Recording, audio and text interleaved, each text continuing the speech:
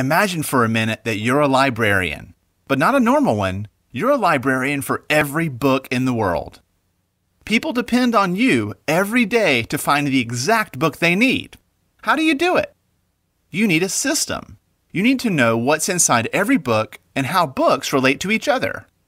Your system needs to take in a lot of information and spit out the best answers for a patron's questions. It's not an easy job. Search engines like Google and Bing are the librarians of the internet. Their systems collect information about every page on the web so they can help people find exactly what they're looking for. And every search engine has a secret recipe called an algorithm for turning all that information into useful search results. Now, if you own a website, search results matter. When your pages have higher rankings, they help more people find you.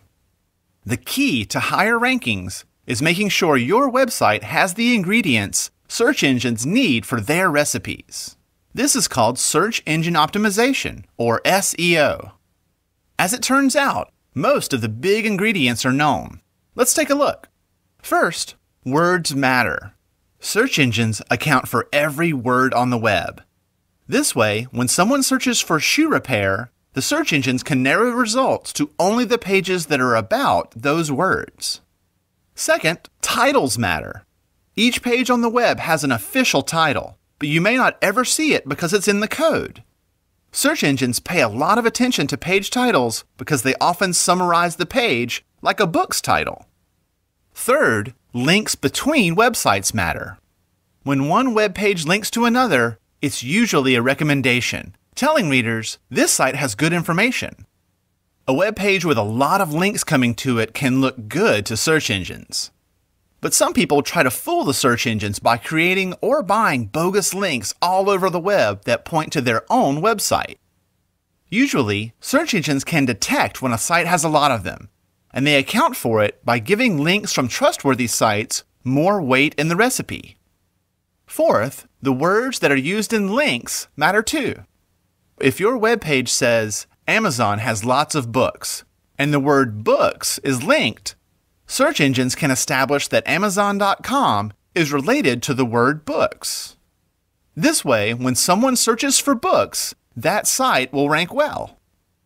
Lastly, search engines care about reputation. Sites with a consistent record of fresh, engaging content and growing numbers of quality links may be considered rising stars and do well in search rankings. These are just the basics, and the recipes are refined and changed all the time. Good SEO is about making sure your website has great content that's supported by the ingredients that search engines need for their recipes. Humans have continually come up with new ways to communicate. And while we've come pretty far, there are still some things that don't quite work the way they should.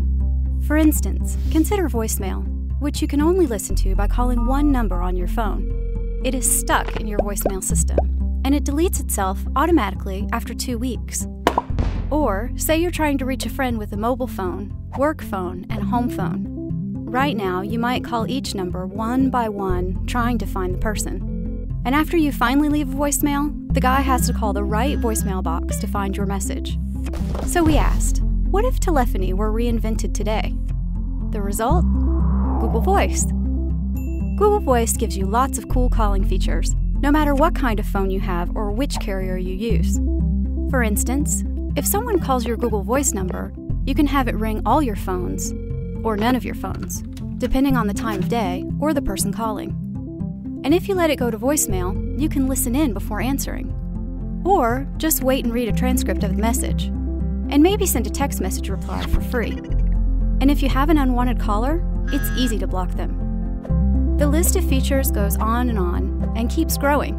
Point being, in short, less annoyances and more awesomeness. For free. So give it a shot. Visit google.com/voice.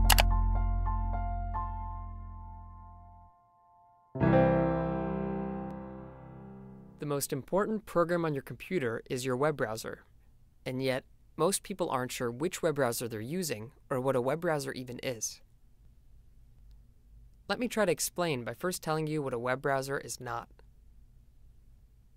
A web browser is different from Windows or Mac, which are systems that allow you to manage files and programs. And it's different from a search engine, which is a website that is used to search the internet. Instead, a web browser is a program on your computer that allows you to visit websites. You get to your web browser by clicking on its icon. From there, you enter web addresses, and the web browser displays the web pages for you.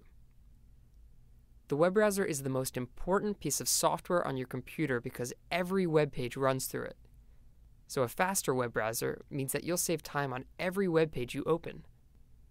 Installing a new web browser is free and only takes minutes. So take a moment to choose a web browser that you like best today. Bing really isn't that bad of a search engine, but I can understand why no one uses it. Hello everyone, the name's Giacomo. Over the last couple of weeks, I've been asking myself, why doesn't anyone use Bing? For those of you who are not familiar with Bing, it is a search engine created by Microsoft to compete with Google. It has a nice, colorful homepage that features a different image every day. While some people do use Bing, Google has a much larger share of the market. But why is Google so much bigger? Google didn't invent the search engine, but it did perfect it. In 1999, when Google hit the market, most other search engines were not very good. However, Google came to the market and has slowly refined its search tools to become very user-friendly and powerful. Bing is a relatively new search engine. It was launched in 2009. Before Bing, Microsoft had the MSN search engine, which worked about as well as Internet Explorer. Bing itself isn't a bad search engine, but I would propose that no one uses it because it has no real advantage over Google. Bing does try and entice people into searching using their Bing Rewards program. In some cases, Bing may work better than Google, but the feature sets are very similar, and due to the number of searches Google has data on, its algorithms or the computer code behind the website is more refined. Although the search results are mostly similar between the top two search engines, Bing has some helpful search operators that Google doesn't. You can use Boolean operators in Bing. These don't do anything in Google. In most cases, if you know how to search Google, then you won't need to use Boolean operators. Bing is worth checking out. It doesn't offer anything that isn't already offered by Google, other than a rewards program and some advanced search operators, but if you need a change from Google or want a different experience, check it out. What is your favorite search engine? Do you like Bing? What do you find great about Google or Bing? Leave your thoughts about these tools in the discussion.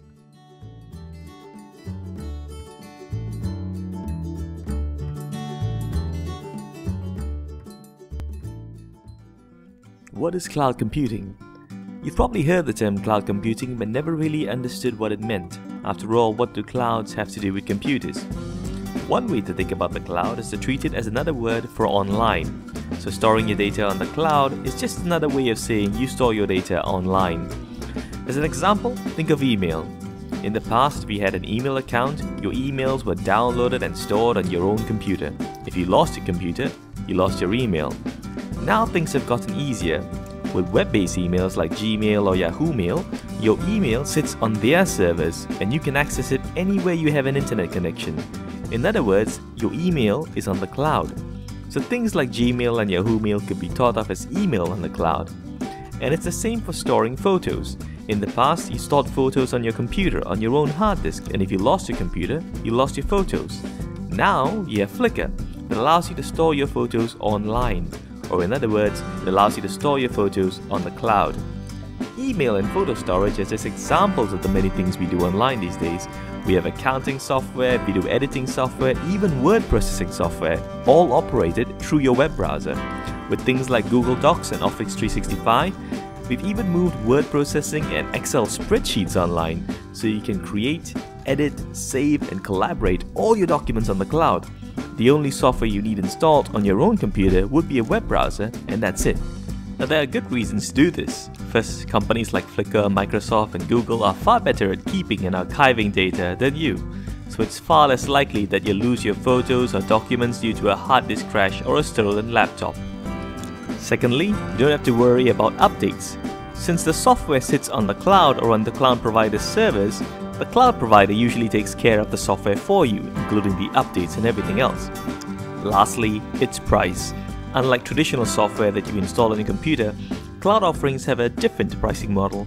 So instead of forking out 500 ringgit for a copy of Microsoft Office, you pay 29 ringgit a month. Sure, in the long run this works out to be more, but you can always cancel your cloud subscription after a month or 2 months or 3 months, but you can't cancel a CD that you bought from Microsoft. Plus, the added benefits of being able to view your documents anywhere in the world, on any machine, and not having to worry about updating the software means a lot of people, and especially companies, prefer the cloud computing model. Now, what we described is the simplest form of cloud computing that offers the entire software as a service, or more commonly known as SaaS, which is the predominant type of cloud computing you find out there. There is also infrastructure as a service that offers just the machinery involved to host your applications. That's called IaaS, and we'll cover that in a future video. For now, it's just worthwhile to remember that cloud is just another word for online.